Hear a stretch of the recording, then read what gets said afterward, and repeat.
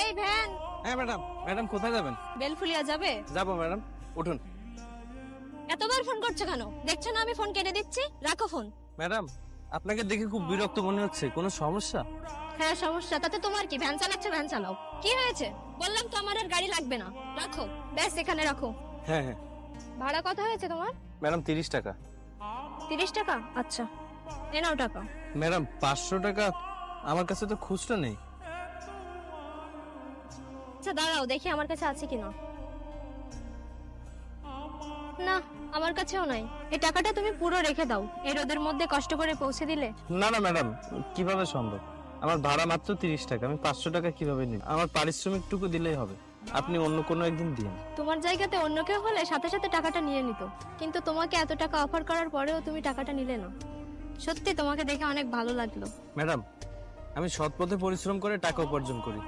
হয়তো আমার উপার্জন খুব কম, কিন্তু এতে আমি অনেক খুশি। যেটা করি সৎ পথে করি। আর এই 500 টাকা উপার্জন করতে আমার 2 থেকে 3 দিন সময় লেগে যাবে। আসলেই তুমি অনেক ব্যতিক্রম। তোমার সাথে কথা বলে অনেক ভালো লাগলো। আচ্ছা, কাল আমি দেখা করে তোমার টাকাটা দিয়ে দেবো।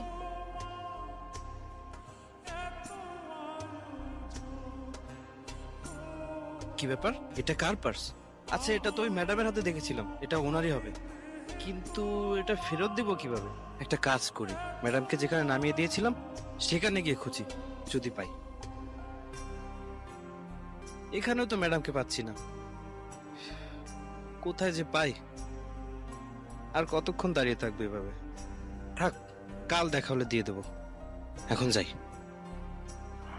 আমার পার্স কোথায় গেল? ওর মধ্যে কত ইম্পর্টেন্ট ডকুমেন্ট ছিল। শিট, পার্সটা কি ভ্যানে রেখে আসলাম? যাই দেখি তো, কোথায় চলে গেল ভ্যানটা। আমি কোথায় পাবো ওনাকে? দেখি তো এদিকে পাই কিনা।